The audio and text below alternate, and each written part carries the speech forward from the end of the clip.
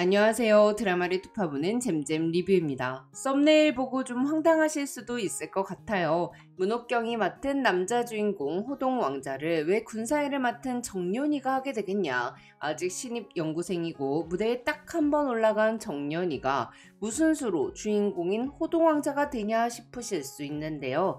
이 부분은 뒤에서 썰을 제대로 한번 풀어볼 테니까 조금만 기다려주세요.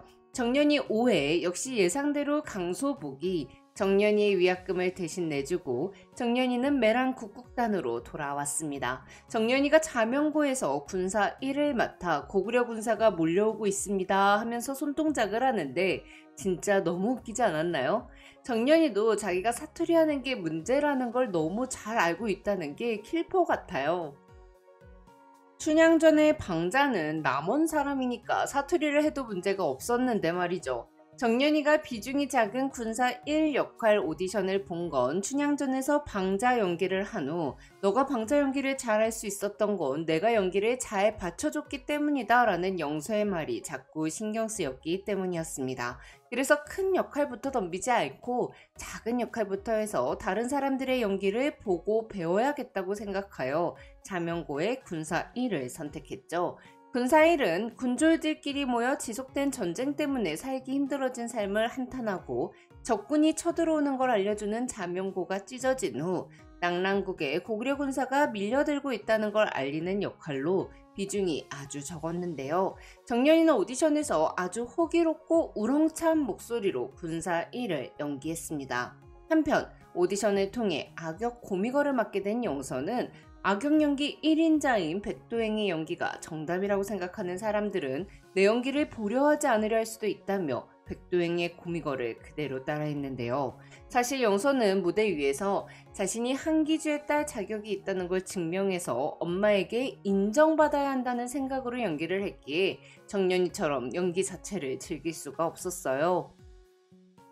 그런데 뭣도 모르는 윤정연이 나타나 허영서의 고미거를 즐기라고 하니까 괜히 찔린 영서가 정연이에게 주제 파악하게 해주겠다며 넌 항상 내 뒤에나 서야 할 것이라고 악담을 퍼붓더라고요. 이에 절대 지지 않는 정연이는 주제 파악 누가 하게 될지 길고 짧은 건 대봐야 알 거라고 언젠가 내가 네 앞에 있을 수도 있다고 말했습니다. 근데 6회 예고를 보니 이 신경전 때문에 정연이가 조금 조급해지는 것 같더라고요. 정연이는 진짜 백이 내 거인 군사 1을 연기하기 위해 군사 1이 어떤 사람인지, 전쟁엔 왜 나왔는지, 어떤 마음으로 죽는 건지 알고자 군사 1에 과몰입을 하기 시작합니다. 또한 6회 예고에서 정연이는 남자 연기를 잘하기 위해 남학생 교복을 입고 거리에 나와 남자들의 모습을 따라해보기도 했죠. 이 과정을 거친 정연이는 박차고 나와 내 나라를 지키고자 싸우고 싶은 열망과 내 가족을 지키겠다는 간절함이 담긴 군사 1을 만들어냅니다. 그래서 정연이는 공연 때는 오디션처럼 우렁찬 목소리로 고구려 군사가 몰려오고 있습니다 라고 하는 게 아니라 몰려오는 고구려 군을 보고 내 가족들을 살리기 위해 쉬지 않고 죽을 힘을 다해 뛰어와 숨이 턱까지 차오른 목소리로 고구려 군사가 몰려옴을 알리는 군사 1을 연기하죠. 이에 관객들은 전부 윤정연만 보게 되었고 자신들도 모르게 정연이의 다음 연기를 기다렸습니다. 그렇게 무대가 윤정연에게 먹혀버리면서 순간 정적이 흘렀고 일부 관객이 쫄 빨리 소리여 라고 소리를 지르죠. 이에 정연이는 대본에 없던 군사 소름이라는 소리를 하기 시작해요. 군사 1의 절절한 소리에 관객들은 전부 정연이만을 봤습니다. 특히 6.25 전쟁이 끝난 지 얼마 되지 않았을 때라 전쟁에 참전했던 관객들은 심장을 울리는 군사 1의 소리에 완전히 빠져들고 말았죠. 무대가 끝난 후 정연이는 사람들이 자신만의 군사 1을 봤다는 것에 흥분했어요. 하지만 문옥경은 다른 배우를 내쫓고 무대를 독차지하려는 사람은 국극을 하면 안 된다며 정연이에게 화를 내고 강소복 단장은 정연이를 자명고 무대에서 잘라버립니다. 독불 장군처럼 무대를 휘저어버리는 사람은 배우가 아니었으니까요. 이후 정연이는 합창부가 연습하는 장면을 보고 서로 다른 소리들이 합을 맞춰 하나의 소리로 어우러지듯 국극도 배역은 여럿이어도 국극은 하나이기에 합을 맞춰 다 함께 해야 하는 것임을 자신이 오만했음을 깨닫게 되는데요. 이에 정연이는 자명고가 무대에 오르는 동안 자명고의 모든 배역을 연기하며 국극 전체를 이해하고자 해요. 합창을 잘하기 위해서는 다른 이의 소리를 잘 듣고 전체 소리를 잘 듣고 내 소리를 잘 들어야 하듯이 국곡을 잘하기 위해서는 내 배역뿐 아니라 다른 배역도 이해해야 한다고 생각한 거죠.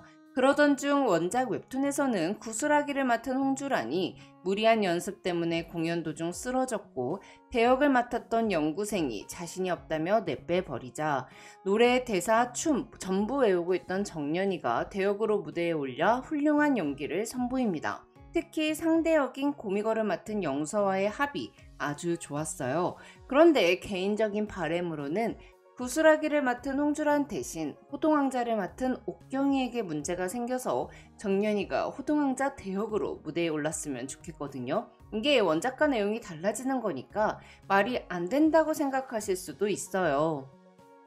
그런데 원래 원작에서 정연이의 방송국 위약금을 대신 내주는 건 패트리샤거든요. 하지만 드라마에서는 정연이와 강소복의 관계를 더 극적으로 가져가기 위해 강소복이 위약금을 대신 내주는 걸로 바뀌었잖아요. 그러니 정연이가 원작 웹툰과 달리 주란이 맡은 구슬하기가 아니라 옥경이 맡은 호동왕자 대역으로 무대에 오르는 걸로 바뀌었을 수도 있을 것 같아요. 사실 드라마가 12부작이고 아직 7회나 더 남아있기 때문에 정연이가 벌써 주인공 역할을 맡는 건 성급한 것 같긴 한데요. 문옥경은 굉장히 여러 번 정연이가 무서운 속도로 빨리 성장을 해서 자신에게 도전하고 자신의 위치를 위협할 거라고 말했습니다. 그러니 그게 욕하여도 괜찮잖아요. 뭐 계속 호동왕자 하겠다는 것도 아니고 문옥경이 무대에 올라갈 수 없는 일이 생긴 단 하루만 딱 호동왕자로 올라가면 안 될까요? 자, 그럼 여기서부터는 내피셜이라기보다는 내피 소설을 한번 풀어볼게요. 정연이가 군사일에서 잘린 이후 옥경이는 정연이가 호동왕자뿐 아니라 혼자 모든 배역을 연습하고 있는 모습을 보게 될 것 같습니다. 정연이가 목포에서 처음 본 국곡이 자명고였던 거 기억하시죠? 정연이가 문옥경의 호동왕자를 본 후 집에 돌아와 별밤 아래서 홀로 연기를 해봤었잖아요. 문옥경은 정연이의 호동왕자 연기를 지켜본 후 기회를 줘보면 어떨까 생각했을 것 같습니다. 몇 년째 자명고의 주인공은 문옥경과 서해랑이었으니 이제는 다른 왕자가 나올 때가 됐다. 그래야 나도 국극단도 고인물처럼 썩지 않게 된다. 안주하지 말고 정연의 연기를 보고 자극받아보자 라는 생각을 하지 않았을까요? 사실 문옥경이 꾀병으로 무대에 못 오른다고 하더라도 주인공은 대역이 항상 준비하고 있잖아요. 분명 문옥경의 대역도 준비되어 있을 테고요.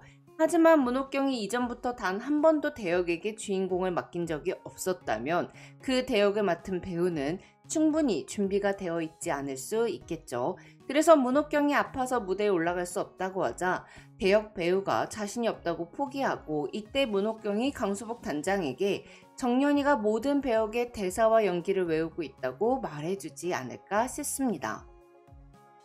또는 옥경이가 아편 문제 때문에 무대에 오르지 못하는 상황이 생길 수도 있어요. 사실 강소복도 정연이의 실력을 인정하고 있잖아요. 또한 문옥경의 배우 보는 눈을 신뢰하고 있고요. 강소복도 정연이 같은 배우가 있어야 매랑 국극단이 새로워질 수 있다는 걸 알고 있기에 방송국으로 정연이를 데리러 간 거였겠죠. 또한 배우였던 백도행의 능력을 살려 연출로 바꾼 것도 매랑 국극단의 새로움을 가져오기 위해서이기도 합니다. 그러니 강소복이 무대 경험이 거의 없는 신입 연구생인 정연이를 호동왕자로 세워볼 수도 있지 않을까 싶어요.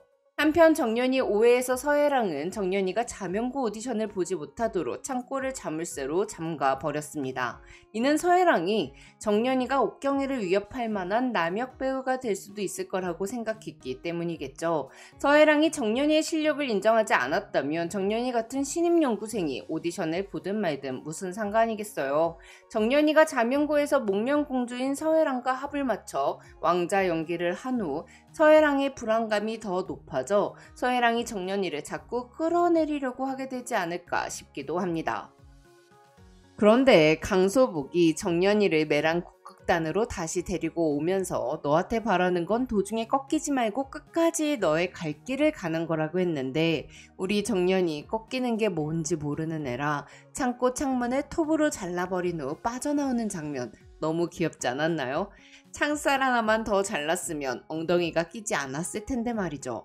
근데 보통은 창고에 갇히면 이걸 어떡하냐며 발을 동동 구르면서 문을 열어달라고 소리를 지를 법도 한데 말이죠. 스스로 창살 톱으로 잘라서 빠져나오는 장면, 정년이 성격을 너무 잘 보여준 것 같아요. 자, 그럼 저는 영서 이야기로 빨리 돌아올게요. 지금까지 잼잼 리뷰였습니다. 감사합니다.